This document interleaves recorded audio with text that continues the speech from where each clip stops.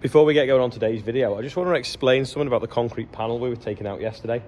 Now, some of you might not have seen that when we put it in, the lifting eye in the panel failed, which meant that we couldn't lift it from the top properly with a lifting strap. Also, what you couldn't see in the video is this floor slopes 8 inches, which basically means that when you lift with a normal lifting strap, you have to mess around to try and get it so one's longer than the other. So when you lift, the panel lifts parallel. Well, because the lifting eyes fell out the top of it, we were able to slide a ratchet strap, because there's no circle on it, underneath the panel, which then meant that we could ratchet it to lift it, and we could adjust it to lift it parallel, because the floor's not parallel. Now, we were just removing it. That will not go back in again like that, because we need to find a better method. But that panel was stuck in there, so we either smashed it up with the digger with the grab, or we put 2 straps around it and lifted it out. Now, Rob was in the shed miles that way, and John was that way behind a wall. That panel was no danger to anyone other than the straps snapping, but all it was going to do was fall back down the sliders that it was already in. So all the comments, even someone on Twitter's going, "Oh, what are you doing?" You know, we were just doing a salvage operation to get into the shed. It wasn't how we move panels. If anyone's watched any of the videos, they'll see that we've got 2 yellow straps in the workshop, but unfortunately they would not have threaded underneath.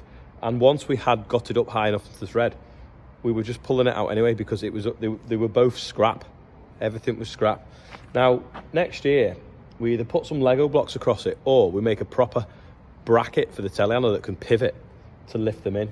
I don't know yet, but we couldn't even put blocks under the Merlot, because what happens is, as you back up and try and maneuver to swing it out, it would come off the blocks. But it was great years ago. We just used to slide the panel in, lift it up, drop it down with 2 things when you could pick them up from the top. But now the things fell out, then we can't. So yeah, couldn't believe it. You think I'd swung it over a primary school assembly yesterday, but that panel was no danger to anyone other than itself and smashing on the floor. Just putting the spike in the bucket so we can take it to Brookhouse to move some straw. It's obviously safer to go down the road like that, because we don't want to be doing anything dangerous, do we? One thing as well is, yesterday, we obviously were quite aware that them straps weren't up to the job and could possibly fail, hence why no one stood anywhere near them, and you did see one of them snap. Anyone watching that video will now know that you cannot use ratchet straps to do things like that.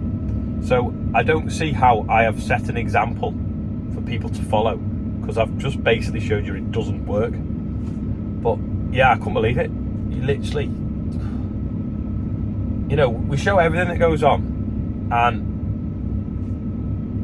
I wasn't going to get out the telehandler and start walking underneath it. You know, it was at boom's length, and everyone was stood back every time we lifted. Someone also pointed out where you can buy lifting straps from. I know where you can get lifting straps from, because there's 2 of these yellow ones in the workshop, and they came from Cramp, and they weren't much money, but like I say, we couldn't use them because there's no lifting eyes left in the top of that concrete panel. Doesn't seem to show colours very well, especially straw colours on my phone, but that, for some reason, looks like that's damp. It's not. It's just a weedy bit of OSR that's been baled, but this is just as dry as the day we put it in. Yeah, there you can see where they've not been stacked square. That's how wet they can get. But they're relatively dry, so hopefully John should be able to back round that bend up towards that Merlot, and then we'll take them across the road and unload them there. Make a bit of space over here. Go on, it's missing. Go on, you're in. It's a bit tight, wasn't it?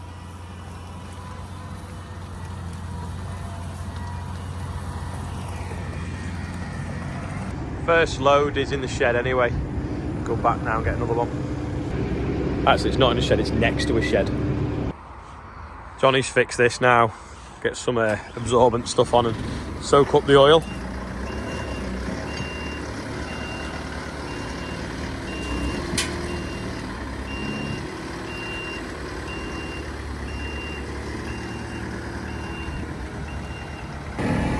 Just a few now, a few marked ones where the stack had fell over.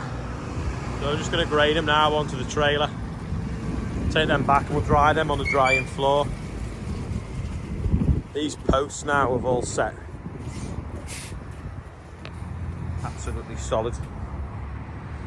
Not budging at all, which is good. So we can get the rails on next week and then sort the sand out, put the gate on. It's finished. It's good that we've took that corner post out. You can see now how this trailer's going to cut that corner, whereas if there's a post there it wouldn't. Something's backed into this wall and shoved it. So got that against that fence post now. And then we're going to try and just gently just push it back square. Then it can be ground out and repointed.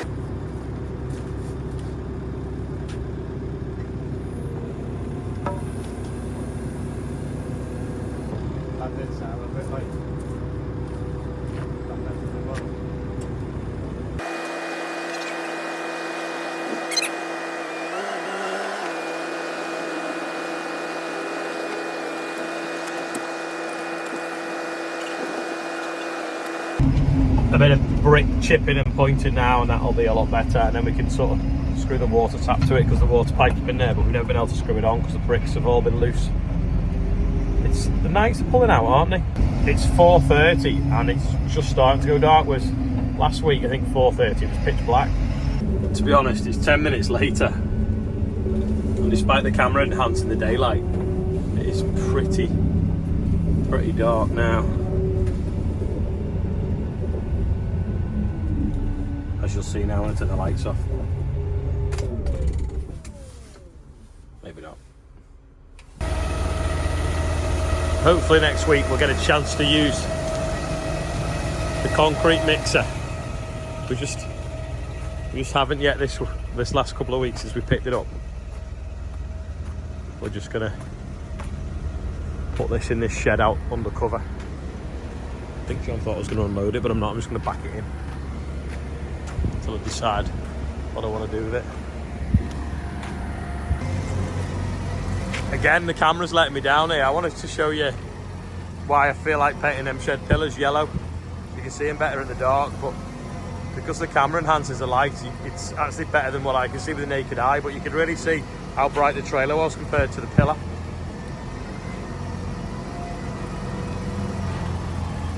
Right, that is the forward facing camera.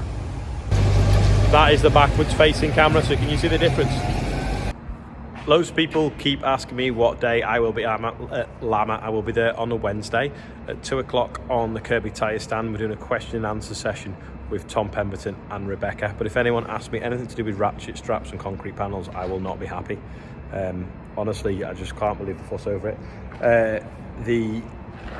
How else were we going to get that panel out? I was smashing it with a pecker. But anyway, I'm not going to go there again, but it's really annoyed me. And then also at 3 o'clock on the FCN stand, we're having like a bit of a brew or whatever with the FCN charities. That's 3 o'clock on Wednesday, and then there's a question and answer thing at 2 o'clock. But I'm not just sure how that works. I don't know whether they've got a stage or something. Don't know. But yeah, Tom will be there and Rebecca as well. And we probably all will go to FCN afterwards actually. Anyway, today's birthday bumper we've got. I don't know how you pronounce it. Josh Spinner. It's you. Huff. Richard Senior's 55. Susan Edmonds 50. Ethan Gould is on there, Freddie Lee is on there, Lee Stanhope, Elliot Edgar Plumman. Now he was born this morning, so happy birthday. And Edgar is what James calls Chester randomly as well. Emma Gillard is 3, third time on the birthday bumper, I think they said. Jules Evans is 65, Arthur Bennett is the big 97, and Hannah Jackson is the big 30. So happy birthday everyone on there, anyone else's birthday is.